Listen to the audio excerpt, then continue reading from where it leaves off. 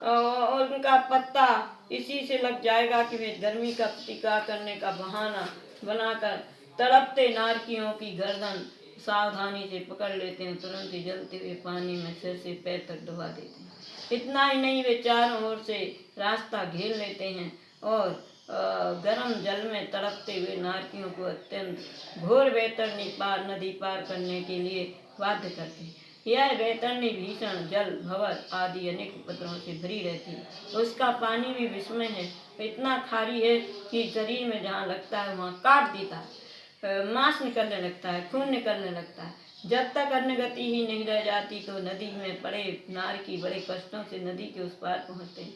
वहाँ पर फले फूले बगीचों को देखते हैं तो शांति पाने के लिए वन में घुस जाते हैं, परंतु जो ही वन के बीच पहुँचते हैं वहाँ क्रुद्ध हवा को भीषण आंधी का रूप धारण कर देती है। वृक्षों के पत्ते गिरते हैं तो तलवार के समान काटते हैं, फल इतने भारी होते हैं कि मानो लोहे के गोले की हैं, और फूलों के विष से भरा रहता है तो तुरंत प्राण लेता है। वृक्षों की युक्त भार से उनका सारा शरीर क्षत विक्षत हो जाता है, अंग भंग कट जाते हैं। हे भव्यात्मनो, यहीं देखिए, जब पुण्य शांत हो जाता है तो नौकर भाग जाते हैं, व्यापार में घाटा हो जाता है, शरीर अस्वस्थ हो जाता है और लेकर के मृत्यु के घाट में जाना पड़ता है। जीव दारुण दुख भोगता है।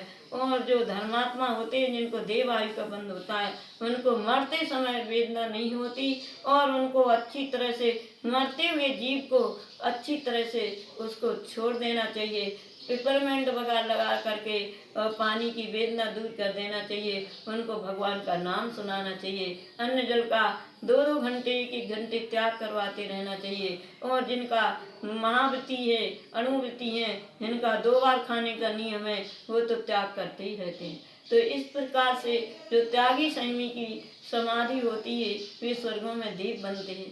देवों के कोई रोग नहीं होता। मरते समय भी वे वृक्षों के नीचे बैठ करके नमो रंतारम कहते हुए अपना नश्वर शरीर त्यागते हैं। क्योंकि जिस समय आयु का अंत आ जाता है तो वो तो बोलते बोलते भी जीव चला जाता है, घबराहट में जीव चला जाता है। एक घबराहट जो हार्ट अटैक है, वो जीव के जाने का एक निमित्त है, बहाना है। घबराहट नहीं होगी तो आत्मा के प्रदेश पूरे शरीर में से कैसे निकलेंगे, और वो मरण का दुख हमने अनंत बार सहन किया। हे भव्यात्मनो, इसलिए जो छना पानी पिएगा तो प्रास को अन्न मर्यादा जो 3 दिन की, अभी गर्मी में 5 दिन की, फागुन से लेकर अष्टाइयों से लेकर के आषाढ़ की अठाइयों तक 5 दिन की मर्यादा, अषाढ़ की अठाइयों से 3 दिन की मर्यादा है कार्तिक तक, फिर कार्तिक की अठाइयों से लेकर के 7 दिन की मर्यादा है।